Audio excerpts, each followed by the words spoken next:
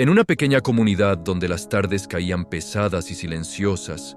y el viento parecía arrastrar susurros que nadie quería escuchar, comenzó a gestarse una historia que todavía hoy eriza la piel de quienes la conocen. Una historia que no nació de gritos ni de apariciones espectrales, sino de la voz serena de un niño de apenas 4 años que, en lugar de hablar de juguetes, caricaturas o juegos imaginarios, pronunciaba nombres extraños con una seguridad impropia de su edad.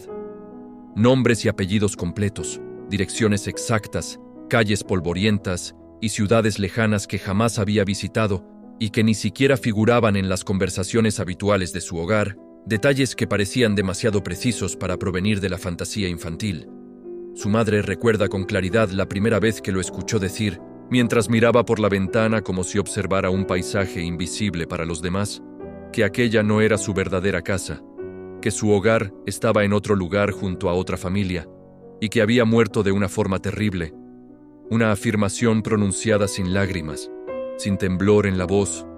con la misma naturalidad con la que otros niños hablan de un día en el parque. Y fue precisamente esa calma lo que más perturbó a todos, porque no había dramatismo ni deseo de llamar la atención, sino una convicción tranquila que parecía arraigada en una memoria profunda. Al principio pensaron que se trataba de imaginación desbordada, de historias escuchadas al pasar o de algún sueño vívido que el pequeño confundía con realidad, pero las repeticiones constantes, la coherencia en los relatos y la precisión de los datos comenzaron a inquietar incluso a los más escépticos, ya que el niño describía con lujo de detalles una casa de fachada blanca, con una puerta azul desgastada, un árbol frondoso en el patio y una bicicleta roja apoyada contra la pared. Hablaba de una mujer a la que llamaba por un nombre específico y a quien decía extrañar con una nostalgia que no parecía inventada. Mencionaba también a un hombre de manos ásperas que trabajaba largas jornadas y a una hermana mayor que solía peinarlo antes de ir a la escuela, recuerdos que relataba como escenas vividas y no como cuentos improvisados. Su madre, movida por una mezcla de miedo y curiosidad, comenzó a anotar cada palabra, cada nombre propio, cada referencia geográfica, convencida de que tarde o temprano encontraría una explicación racional que disipara aquella sensación creciente de desasosiego. Pero lo que descubrió fue aún más inquietante, pues algunos de los lugares mencionados existían realmente, y los nombres coincidían con registros de personas que habían vivido en una ciudad distante, a cientos de kilómetros de distancia, en una época anterior al nacimiento del niño. La comunidad, pequeña y acostumbrada a que los rumores crecieran con rapidez, pronto empezó a murmurar sobre reencarnación, sobre almas errantes que regresan con recuerdos intactos, mientras otros atribuían el fenómeno a coincidencias improbables o a la sugestión involuntaria de los adultos. Sin embargo, lo que resultaba imposible de ignorar era la firmeza con la que el niño insistía en que su muerte había sido violenta, que ocurrió en una carretera solitaria durante una noche lluviosa, cuando el vehículo en el que viajaba perdió el control y todo se volvió oscuridad, y al describir ese momento, sus ojos no mostraban terror, sino una especie de resignación antigua, como si hubiera aceptado ese final hacía mucho tiempo. Cada vez que hablaba de aquella otra vida, lo hacía con una claridad desconcertante, detallando sensaciones, olores, sonidos, el crujido del metal, el frío del agua sobre su piel. Y luego el silencio absoluto.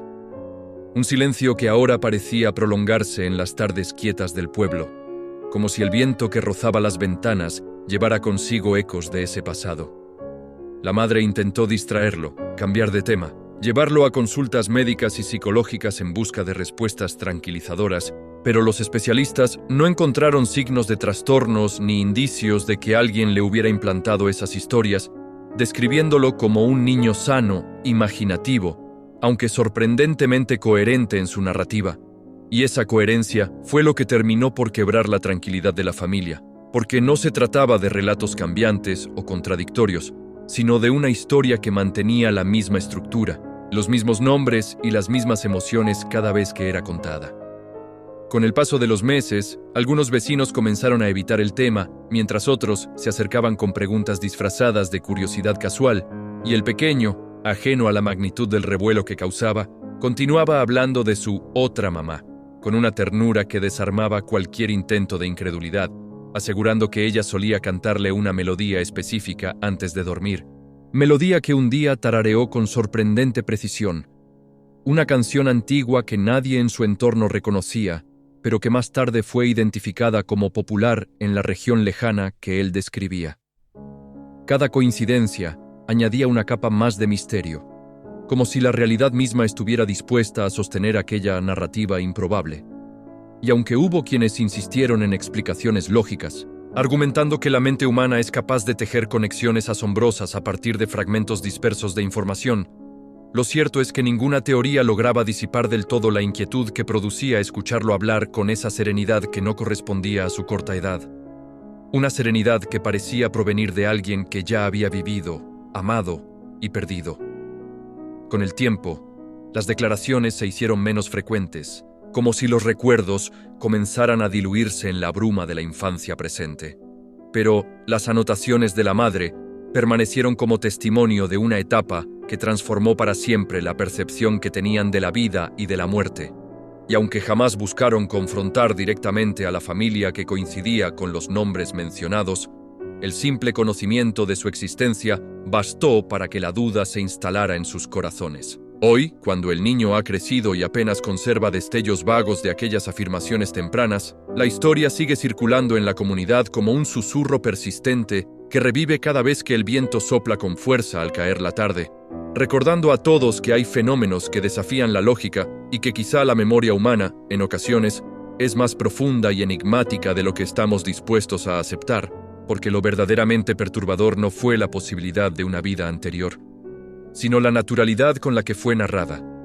la ausencia de miedo en quien decía haber muerto, y la certeza inquebrantable de que, por un tiempo, aquel pequeño sostuvo en su voz la sombra de otra existencia. Al principio, los padres pensaron que se trataba de imaginación,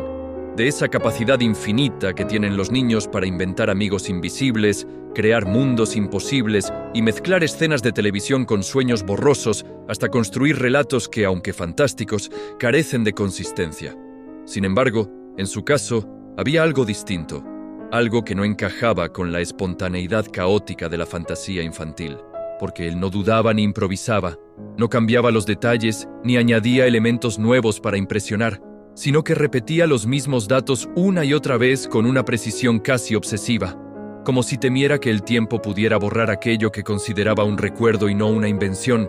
describiendo una vivienda antigua con paredes claras desgastadas por los años y un gran árbol frente a la puerta cuya sombra se proyectaba sobre el suelo al atardecer. Un árbol que decía haber trepado cuando era pequeño, aunque en esa otra vida afirmaba haber sido un hombre adulto, y esa contradicción, lejos de restar fuerza a su relato, lo volvía más desconcertante, pues hablaba de sí mismo con dos edades superpuestas. Aseguraba que su nombre era distinto al que figuraba en sus documentos actuales, pronunciándolo con naturalidad y corrigiendo a quien intentara llamarlo por su nombre presente cuando estaba inmerso en aquellas memorias. Decía que tenía una esposa de cabello oscuro y mirada serena, una hija que corría por el patio persiguiendo mariposas y que trabajaba con herramientas y madera, que el olor a serrín impregnaba su ropa y que el sonido del martillo golpeando los clavos marcaba el ritmo de sus días, describiendo con sorprendente exactitud la textura áspera de las tablas, el peso de la sierra entre sus manos y la satisfacción de ver una pieza terminada. Detalles que parecían imposibles de inventar para un niño que apenas sabía sostener correctamente un lápiz. Relataba que su taller estaba junto a la casa, que las ventanas dejaban entrar una luz dorada por las tardes y que, cuando el viento soplaba fuerte, el árbol del frente crujía como si advirtiera de algo, y era entonces cuando su voz se volvía más lenta, más grave, como si cada palabra arrastrara una carga invisible, porque afirmaba que una noche, en medio de la oscuridad más profunda, alguien irrumpió en su casa, que escuchó primero un ruido seco, luego pasos apresurados, y finalmente el estruendo de la puerta al ser forzada. Y aunque su relato nunca caía en exageraciones propias de un cuento, sí estaba cargado de una tensión contenida que estremecía a quienes lo oían, pues hablaba del miedo no como una emoción inmediata, sino como una sensación que le oprimía el pecho mientras intentaba proteger a su familia. Decía que tomó una herramienta, que avanzó por el pasillo apenas iluminado y que el aire estaba impregnado de un olor extraño, metálico, que no sabía describir del todo. Cada vez que mencionaba esa escena, su voz bajaba apenas un tono y sus ojos se quedaban fijos en un punto del vacío, como si contemplara una imagen suspendida frente a él, una imagen inaccesible para los demás. Y en esos instantes, el silencio en la habitación se volvía absoluto, pesado, casi tangible. Su madre confesó que el ambiente parecía cambiar, que el aire se volvía más denso y frío, que una sensación inexplicable le recorría la espalda como si una corriente helada atravesara la estancia. Y aunque intentaba convencerse de que todo era sugestión, no podía ignorar la intensidad con la que el niño revivía aquel momento. Contaba que hubo un forcejeo, que escuchó el llanto de su hija desde otra habitación y el grito ahogado de su esposa, y que luego sintió un golpe, un dolor punzante y una oscuridad que no era simplemente ausencia de luz, sino un vacío profundo que lo envolvía por completo. Y al describir esa transición, no mostraba desesperación, sino una aceptación extraña, como si hubiese comprendido en ese instante que algo terminaba y algo más comenzaba. Una frontera invisible que cruzó sin entender del todo. Los padres, cada vez más inquietos, intentaron interrumpir esos relatos, cambiar de tema, ofrecerle distracciones, pero él regresaba a la historia con la misma estructura, los mismos nombres, la misma secuencia de hechos, como si estuviera leyendo un guión grabado en su memoria, y esa coherencia era lo que más los perturbaba, porque no había contradicciones evidentes ni lagunas significativas, sino una narrativa firme que resistía el paso de las semanas. En ocasiones, el niño añadía pequeños detalles sensoriales, como el sonido del viento golpeando las ventanas aquella noche, o la sensación del suelo frío bajo sus pies descalzos, elementos que dotaban de realismo a su relato y que hacían que quienes lo escuchaban sintieran una cercanía incómoda con aquella escena. Y aunque algunos familiares intentaron racionalizarlo, atribuyéndolo a historias escuchadas en conversaciones adultas o a fragmentos de noticias captadas sin que nadie lo notara, la especificidad de los nombres y la constancia de las descripciones desafiaban esas explicaciones. Su madre comenzó a notar que después de cada narración, el niño quedaba en silencio durante largos minutos, como si necesitara recuperarse de un viaje invisible, y luego retomaba su comportamiento habitual, jugando, riendo, comportándose como cualquier otro niño de su edad, lo que hacía aún más desconcertante la transición entre la inocencia cotidiana y la gravedad de aquellos recuerdos. El padre, por su parte, trataba de mantener la calma y buscar explicaciones lógicas, pero incluso él admitía que la mirada fija del pequeño cuando evocaba la noche del ataque no era la de alguien que imagina, sino la de alguien que recuerda, y esa diferencia, sutil pero perceptible, fue sembrando en ambos una inquietud que no podían compartir abiertamente sin temer el juicio de los demás. Con el tiempo,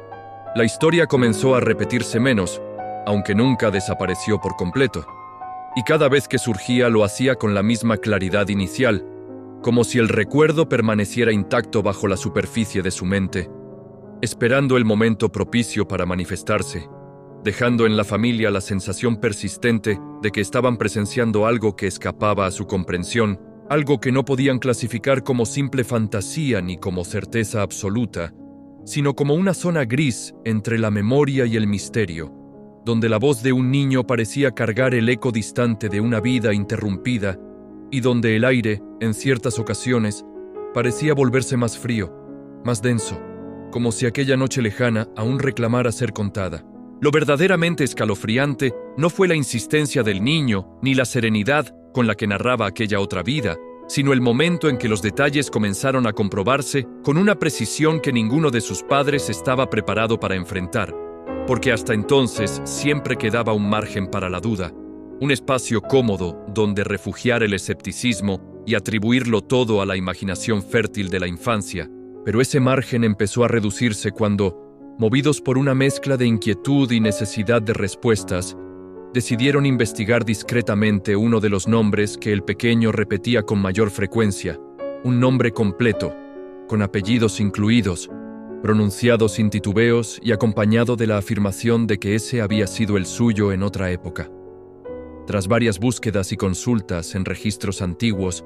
descubrieron que correspondía efectivamente a un hombre que había vivido décadas atrás en una ciudad distante, a cientos de kilómetros de su comunidad. Un hombre cuya existencia estaba documentada en archivos municipales y en viejos recortes de periódico que relataban una muerte violenta ocurrida en circunstancias sorprendentemente similares a las descritas por el niño, pues había fallecido en su propia casa durante un asalto nocturno que conmocionó a los vecinos de la zona en aquel entonces. La noticia, amarillenta por el paso del tiempo, mencionaba que el ataque se produjo entrada la noche, que el agresor irrumpió en la vivienda y que el propietario intentó defender a su familia antes de ser fatalmente herido. Detalles que coincidían de manera inquietante con la narración infantil que tantas veces habían escuchado en la sala de su hogar. La familia del fallecido aún vivía en esa ciudad, según constataron con creciente asombro. Había una viuda cuyo nombre también coincidía con el que el niño pronunciaba cuando hablaba de su otra esposa, y existía una hija que, en el momento del crimen, era apenas una niña, tal como él la describía cuando evocaba su pasado, afirmando que solía correr por el patio bajo la sombra de un árbol frondoso.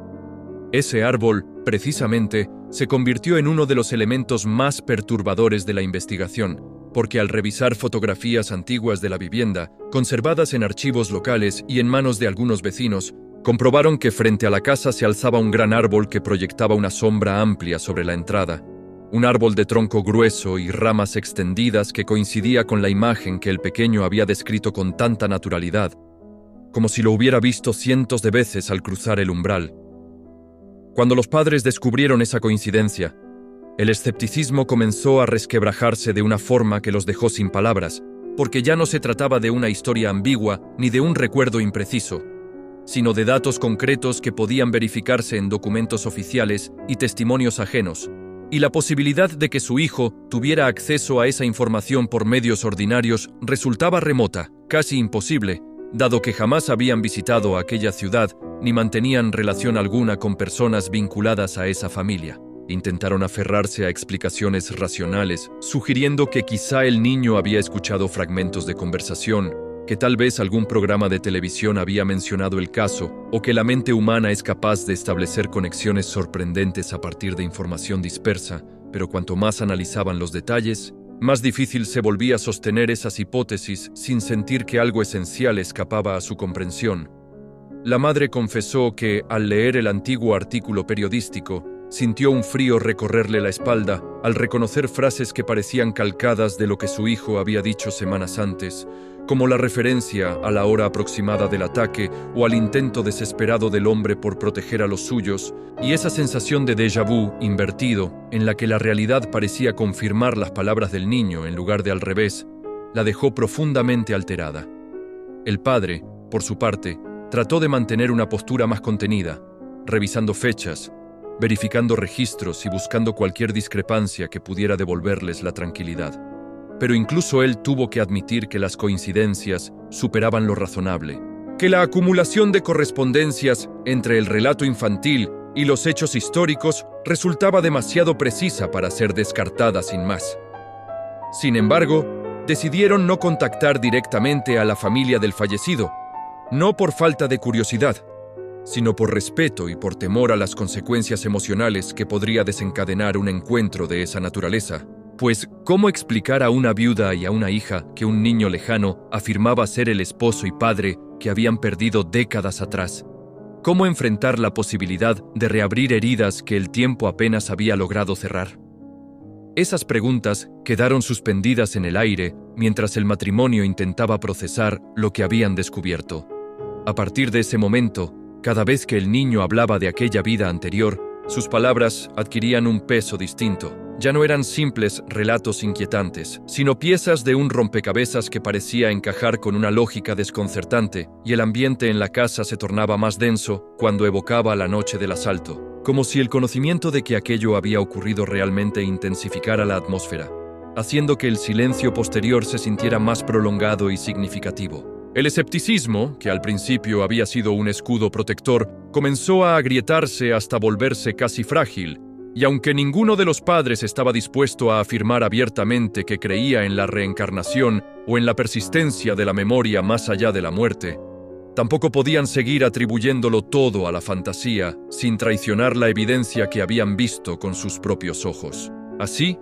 la historia dejó de ser solo una rareza doméstica para transformarse en un misterio íntimo que desafiaba sus convicciones más profundas, obligándolos a convivir con la incómoda posibilidad de que la identidad humana no sea tan lineal como solemos imaginar, y de que, en ocasiones, la voz tranquila de un niño pueda contener ecos verificables de un pasado que oficialmente no le pertenece. Una posibilidad que, más que ofrecer respuestas, abrió un abismo de preguntas sobre la naturaleza de la memoria, la conciencia y el límite incierto entre la vida y la muerte. La historia se volvió aún más perturbadora cuando, incapaces de soportar la incertidumbre y arrastrados por una mezcla insoportable de incredulidad, temor y necesidad urgente de respuestas, los padres decidieron viajar hasta aquella ciudad distante cuyos registros habían confirmado la existencia del hombre que su hijo decía haber sido. Un viaje que emprendieron con el corazón oprimido y la mente saturada de preguntas que no sabían si deseaban realmente contestar, observando en el asiento trasero al pequeño que miraba por la ventana con una serenidad extraña, como si no se dirigiera a un lugar desconocido, sino a un sitio largamente añorado. Durante el trayecto, el niño permaneció callado la mayor parte del tiempo, pero a medida que se aproximaban a la zona señalada en los antiguos documentos, comenzó a incorporarse ligeramente en su asiento, atento a las calles que desfilaban ante sus ojos, y entonces ocurrió lo que terminó de quebrar las defensas racionales de sus padres. Antes de que el vehículo doblara en determinadas esquinas, él indicaba con naturalidad que debían girar, señalaba calles secundarias que no figuraban como ruta principal en el mapa que su padre llevaba activado y mencionaba referencias que no aparecían en los letreros visibles, como si la disposición del lugar estuviera grabada en una memoria que no podía corresponderle. Al internarse en un barrio antiguo de casas bajas y fachadas desgastadas por el tiempo, su respiración comenzó a agitarse ligeramente, no con desesperación, sino con una expectación contenida. Y cuando el automóvil se detuvo frente a la vivienda identificada en los archivos, una casa de paredes claras con señales evidentes del paso de las décadas y un gran árbol proyectando sombra sobre la entrada, el niño se quedó inmóvil unos segundos, contemplando la escena con una intensidad que heló la sangre de sus padres, y luego, sin llorar ni gritar, sin mostrar la reacción exagerada que cabría esperar de alguien abrumado, murmuró apenas que por fin había regresado. Aquella frase, pronunciada con voz baja y firme, resonó con un peso insoportable en el interior del vehículo, y durante un instante nadie supo cómo reaccionar. Tras reunir el valor necesario, los padres llamaron a la puerta y, tras una conversación inicial cargada de cautela y desconcierto, la viuda, ya anciana y de semblante frágil, accedió a recibirlos movida por una curiosidad temblorosa al escuchar el relato que le ofrecieron con extrema delicadeza. Cuando el niño cruzó el umbral, su mirada recorrió cada rincón con una familiaridad inquietante, no como quien observa por primera vez, sino como quien verifica que todo continúa en su sitio pese al paso del tiempo. Avanzando con pasos lentos pero seguros por el pasillo, rozando con la punta de los dedos la pared como si reconociera su textura, y deteniéndose frente a un armario antiguo donde, según dijo con absoluta naturalidad, solía guardar documentos importantes relacionados con su trabajo, una afirmación que provocó que la anciana llevara la mano a su pecho, pues aquel mueble había permanecido prácticamente intacto desde la muerte de su esposo. El niño mencionó entonces una cicatriz en el brazo derecho que el hombre había tenido desde joven a causa de un accidente con herramientas, describiendo su forma y ubicación con precisión, y la mujer, visiblemente pálida, confirmó en voz apenas audible que esa marca existía y que casi nadie fuera del círculo más íntimo la conocía. La tensión en la habitación se volvió casi tangible cuando el pequeño recordó una discusión que, según relató, había tenido con su esposa semanas antes de morir, una conversación motivada por preocupaciones económicas y decisiones relacionadas con el taller, detalles que jamás aparecieron en periódicos ni registros oficiales y que solo habían sido compartidos entre ambos en la privacidad del hogar. Y al escuchar esas palabras, la anciana no pudo contener el temblor de sus manos, pues reconocía en ellas fragmentos de una intimidad que creía enterrada para siempre. Los padres observaban la escena atrapados entre el asombro y el desconcierto, conscientes de que cada nuevo dato reducía las posibilidades de una explicación convencional, mientras el niño continuaba señalando objetos y espacios con una mezcla de nostalgia y serenidad, como si estuviera revisitando un capítulo inconcluso de su propia historia. En ningún momento adoptó un tono teatral ni buscó protagonismo. Por el contrario, parecía moverse impulsado por una necesidad tranquila de confirmar lo que ya sabía. Y esa ausencia de dramatismo resultaba, paradójicamente, aún más perturbadora. La viuda, sentada frente a él, lo miraba con una combinación de incredulidad y emoción contenida, como si en el fondo de sus ojos lucharan la razón y el anhelo, y aunque no se atrevía a afirmar que aquel niño fuera la reencarnación de su esposo, tampoco podía negar que los detalles íntimos que mencionaba excedían cualquier posibilidad de coincidencia casual.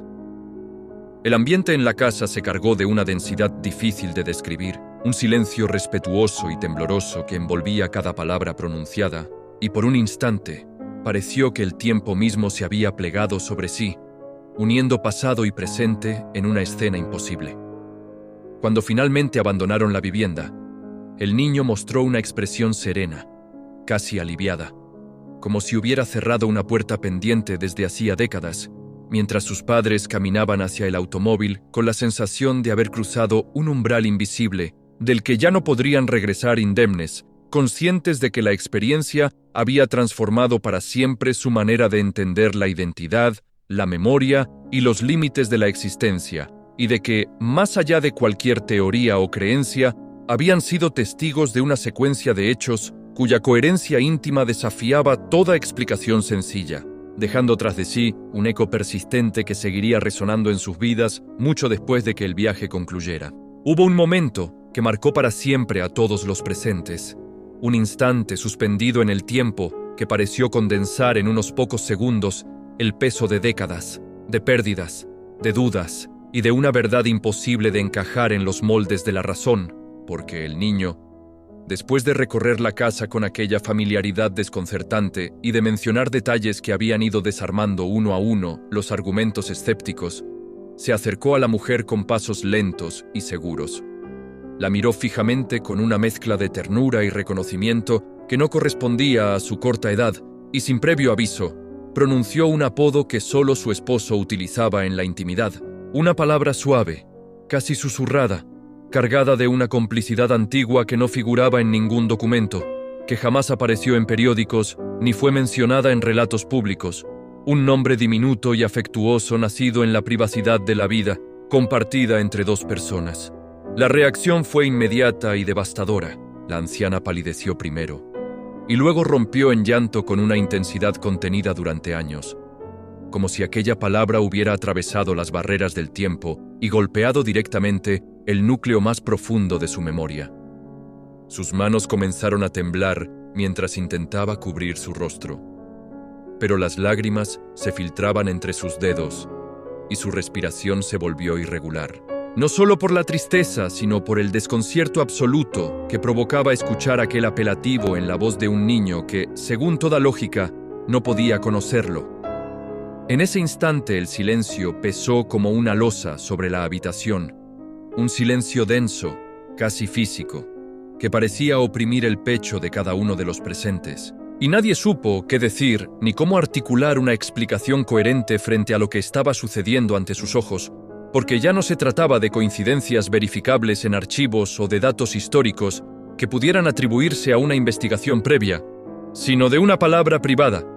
de un secreto diminuto y precioso que había pertenecido exclusivamente a la intimidad de un matrimonio. Los padres del niño se miraron entre sí con el rostro desencajado, conscientes de que aquel detalle cruzaba una línea invisible que separaba lo improbable de lo incomprensible, y aunque su mente buscaba desesperadamente una salida racional, ninguna hipótesis lograba sostenerse frente a la evidencia emocional que tenían delante, porque la reacción de la mujer no era fingida ni ambigua, era la respuesta visceral de alguien que había sido tocado en el corazón por una voz del pasado. El niño, por su parte, no parecía consciente de la magnitud del impacto que había provocado. Mantuvo la mirada serena y extendió una mano pequeña hacia la anciana como si intentara consolarla, repitiendo el apodo con suavidad, no como una revelación triunfal, sino como un gesto natural, casi cotidiano, y en su expresión no había teatralidad ni deseo de protagonismo, solo una ternura que desarmaba cualquier intento de incredulidad. La mujer, entre sollozos, logró articular que nadie más conocía ese nombre, que era una forma cariñosa inventada por su esposo en los primeros años de matrimonio y que había permanecido guardada en su memoria como un tesoro íntimo después de su muerte, y al escuchar esa confirmación, el aire en la habitación pareció volverse aún más pesado, cargado de una electricidad silenciosa que hacía vibrar cada respiración. Los padres sintieron cómo una corriente fría les recorría la espalda, una mezcla de miedo y asombro que no sabían cómo procesar. Porque si hasta ese momento habían podido sostener la posibilidad de una coincidencia extraordinaria, ahora esa posibilidad se desmoronaba ante un detalle imposible de rastrear por medios convencionales. Nadie supo qué explicación ofrecer. Nadie encontró palabras adecuadas para llenar el vacío que se abrió en el centro de la estancia. Y el tic-tac distante de un reloj antiguo parecía amplificar el silencio, marcando segundos que se extendían como minutos mientras cada uno intentaba asimilar lo ocurrido. El niño permaneció junto a la mujer unos instantes más, observándola con una expresión que combinaba compasión y una serenidad impropia de su edad, como si comprendiera la complejidad emocional del momento sin necesidad de analizarla, y luego desvió la mirada hacia una fotografía enmarcada sobre una mesa cercana, señalándola con discreción, cerrando así el círculo de una escena que ya había sobrepasado cualquier expectativa. Cuando finalmente alguien logró moverse y ofrecer un vaso de agua a la anciana, la atmósfera seguía impregnada de una sensación difícil de describir, una mezcla de reverencia y desconcierto que hacía que incluso los objetos cotidianos parecieran observar en silencio lo que acababa de suceder. Al abandonar la casa, el grupo caminó hacia la calle bajo la sombra del gran árbol que había sido testigo de tantas historias, y aunque el mundo exterior continuaba con su rutina indiferente, para quienes habían presenciado aquel instante, nada volvió a ser igual, porque habían visto cómo una palabra íntima, nacida en la privacidad de un amor pasado, atravesaba el tiempo para resonar en labios infantiles, dejando una huella imborrable en la memoria de todos y sembrando una pregunta que ninguno podía responder con certeza. Una pregunta que no buscaba escándalo ni espectáculo, sino comprensión ante un fenómeno que desafiaba la lógica y obligaba a aceptar que, tal vez, la realidad contiene pliegues más profundos de lo que estamos preparados para admitir. Los investigadores que más tarde analizaron el caso llegaron con una actitud metódica y prudente, decididos a despojar la historia de cualquier interpretación precipitada y a examinar cada detalle bajo la luz fría del análisis racional. Hablaron de memoria genética como una posibilidad teórica aún no del todo comprendida. Mencionaron la fuerza de las coincidencias improbables que, aunque raras, pueden alinearse de manera sorprendente, y plantearon la sugestión involuntaria como un mecanismo poderoso capaz de moldear recuerdos infantiles a partir de estímulos sutiles captados en el entorno, intentando encuadrar el fenómeno dentro de marcos conceptuales conocidos que permitieran sostener una explicación plausible sin recurrir a hipótesis extraordinarias. Su trabajo comenzó con entrevistas extensas a los padres, indagando en cada conversación previa, en cada programa de televisión visto en casa, en cada viaje realizado, en cada posible contacto remoto que pudiera haber vinculado, aunque fuera de forma indirecta, a ambas familias. Revisaron antecedentes, analizaron registros telefónicos antiguos, exploraron redes sociales y bases de datos públicas, buscando una grieta en el relato que revelara una conexión oculta o una fuente inadvertida de información, pero cuanto más profundizaban, más evidente resultaba la ausencia de vínculos previos. No existían lazos familiares lejanos, ni amistades compartidas, ni coincidencias geográficas recientes que explicaran cómo un niño tan pequeño podía conocer, con tanta precisión, detalles íntimos de un hombre fallecido décadas atrás en otra ciudad. Examinaron también la posibilidad de que los propios padres, sin darse cuenta, hubieran reforzado ciertas afirmaciones del niño mediante gestos o reacciones que alimentaran su narrativa. Pero los registros de las primeras declaraciones, anotadas antes de cualquier verificación externa, mostraban una coherencia sorprendente que precedía a cualquier validación objetiva, y esa cronología complicaba aún más la hipótesis de la sugestión. Se realizaron evaluaciones psicológicas al menor para descartar trastornos de identidad, fabulaciones patológicas o una imaginación extraordinariamente estructurada, sin que surgieran indicios de alteraciones clínicas, pues el niño se desenvolvía con normalidad en su entorno cotidiano. Jugaba, reía y aprendía como cualquier otro.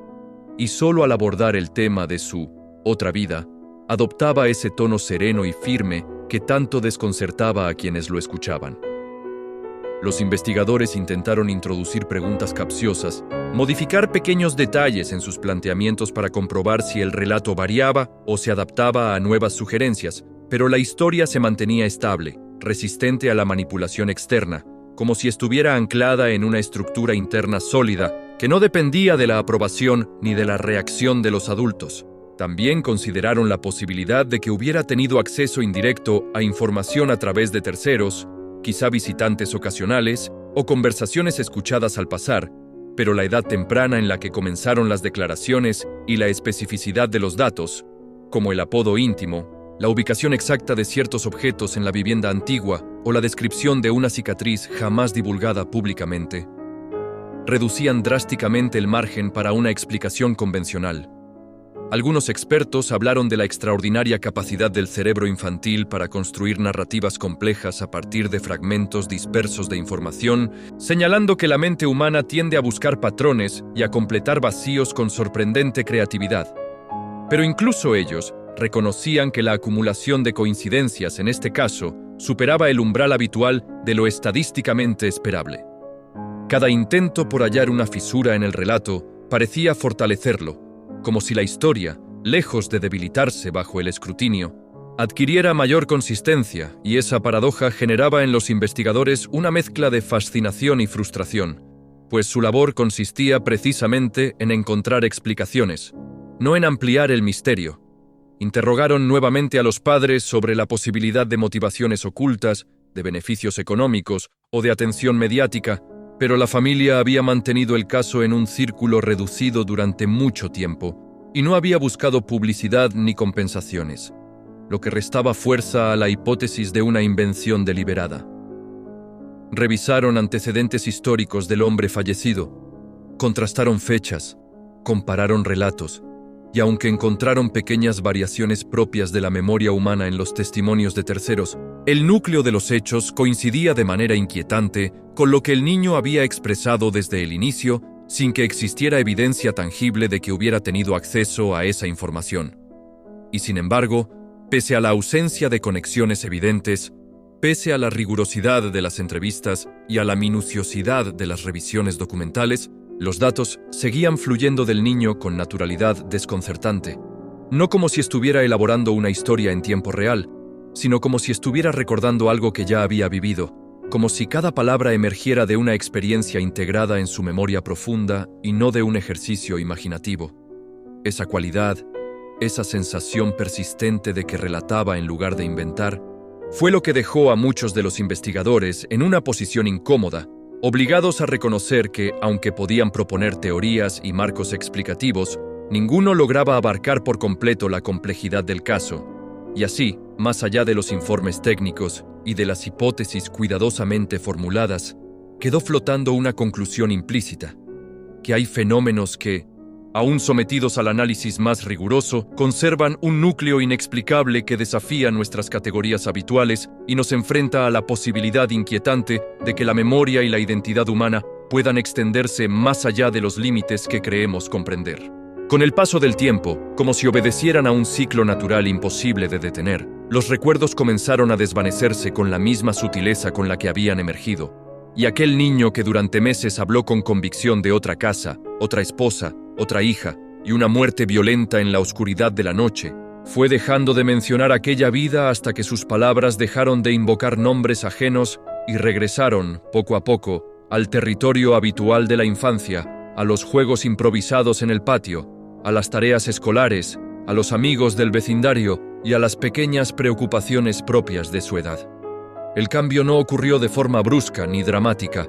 sino como una puerta que se cierra lentamente sin hacer ruido, como una ventana que se va empañando hasta que el paisaje del otro lado se vuelve irreconocible. Y sus padres, atentos a cada gesto y a cada frase,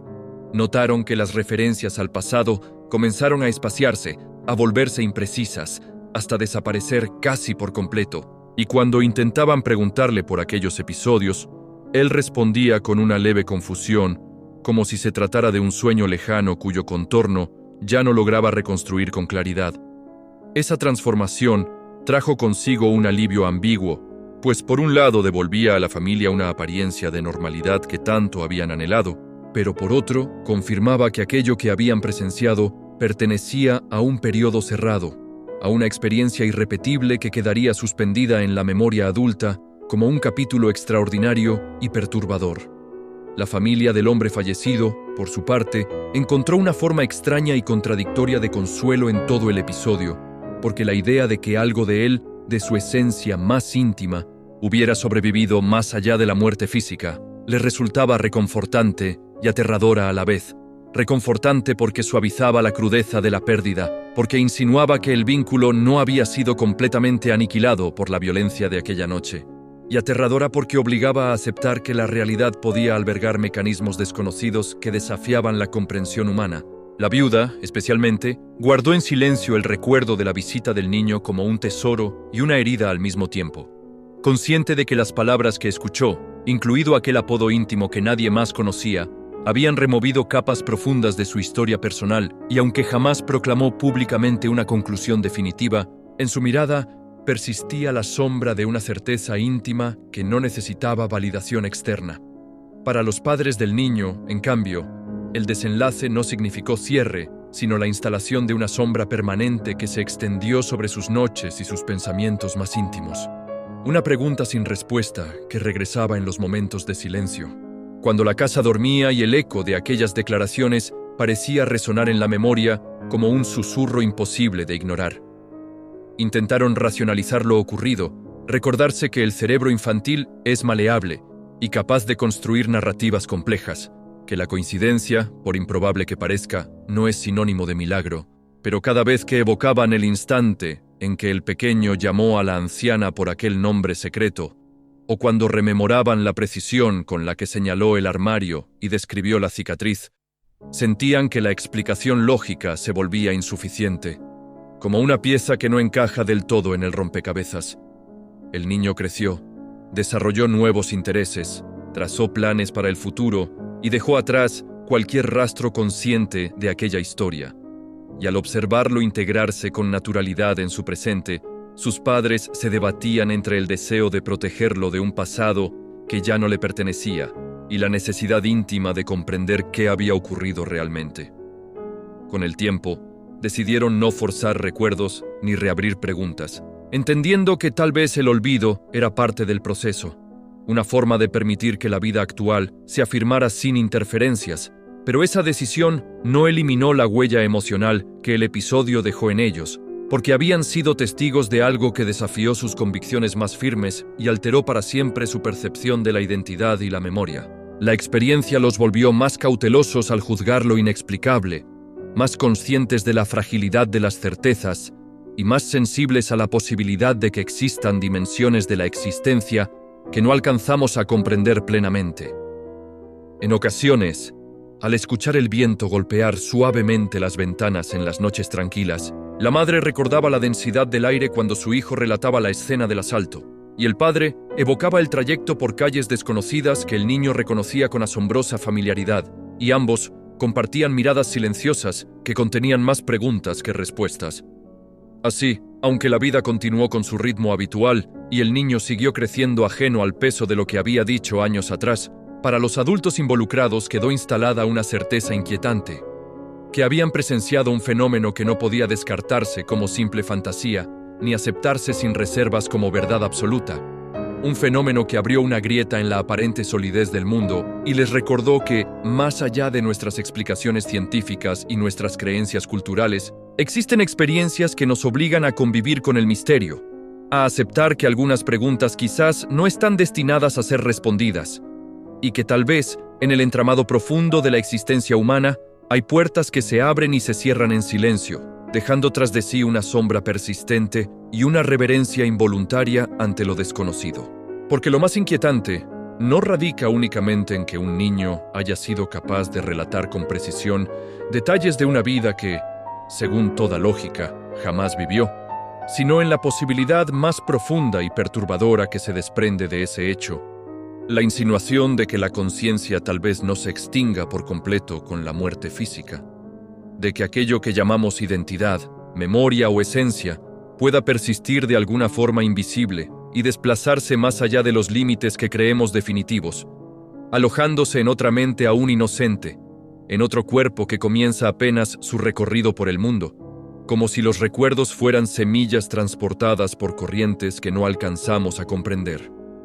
Esa posibilidad abre un horizonte inquietante, donde la existencia deja de ser lineal y cerrada para convertirse en una trama entrelazada por hilos invisibles que conectan historias separadas por el tiempo, por la distancia y por el aparente abismo de la muerte, hilos que no pueden verse ni medirse, pero cuyos efectos se manifiestan en relatos imposibles, que irrumpen en la tranquilidad de una familia común y transforman para siempre su manera de entender la realidad. Pensar que los recuerdos puedan viajar, que experiencias intensas, como el amor, el miedo o la violencia, dejen una huella tan profunda que trascienda el final biológico, resulta al mismo tiempo fascinante y aterrador, porque cuestiona la frontera que durante siglos hemos considerado infranqueable, y obliga a replantear nuestras nociones más arraigadas sobre el comienzo y el fin. Quienes conocieron la historia de aquel niño no pudieron evitar experimentar esa dualidad,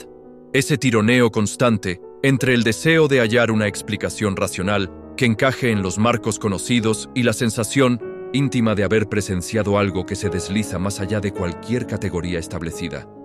Algo que no busca espectáculo ni validación, sino que simplemente ocurre con la naturalidad desconcertante con la que el pequeño pronunciaba nombres ajenos como si fueran propios. Y cuando cae la noche, cuando el ruido cotidiano se apaga y el silencio vuelve a envolverlo todo con su manto espeso, la memoria del caso resurge como un eco persistente en la mente de quienes lo escucharon de primera mano, y la pregunta inevitable se instala con suavidad pero con firmeza. ¿Cuántos otros niños, en distintos lugares del mundo, estarán susurrando verdades imposibles con la misma serenidad escalofriante, relatando escenas que no encajan en su presente, mencionando nombres que no figuran en sus árboles genealógicos, describiendo casas que jamás han pisado con sus pequeños pies? ¿Cuántas historias similares habrán sido descartadas como fantasías, silenciadas por el escepticismo o absorbidas por el olvido antes de que alguien decidiera escucharlas con atención genuina? La idea de que existan relatos dispersos, flotando en comunidades lejanas, esperando oídos dispuestos a considerar lo improbable, añade una capa más de misterio a la experiencia, porque sugiere que tal vez lo ocurrido no sea un fenómeno aislado, sino una manifestación de algo más amplio y aún inexplorado. Sin embargo, el tiempo, implacable y silencioso, suele cumplir su papel y cerrar las puertas que se abrieron de manera inesperada. Y así como en el caso de aquel niño los recuerdos se desvanecieron hasta convertirse en una bruma apenas perceptible, es posible que en otros hogares suceda lo mismo, que las voces infantiles que un día pronunciaron verdades desconcertantes vuelvan a centrarse en juegos, risas y tareas escolares, dejando atrás fragmentos de otra historia que ya no pueden sostener. Esa transición, lejos de ofrecer alivio absoluto, deja en los adultos una huella indeleble, una sensación de haber estado frente a un umbral que se abrió solo por un instante para luego cerrarse sin explicaciones, y esa sensación persiste en la penumbra de las noches tranquilas, cuando el recuerdo de las palabras pronunciadas con absoluta convicción vuelve a resonar con una claridad inquietante, porque si existe siquiera una mínima posibilidad de que la conciencia no se extinga del todo, de que los recuerdos puedan desplazarse como corrientes invisibles entre vidas aparentemente desconectadas, entonces nuestra comprensión de la realidad resulta apenas una superficie frágil sobre un océano mucho más profundo. Y aunque la razón intente protegernos con teorías, estadísticas y argumentos lógicos, hay experiencias que se aferran a la memoria emocional con una fuerza que no se disuelve fácilmente,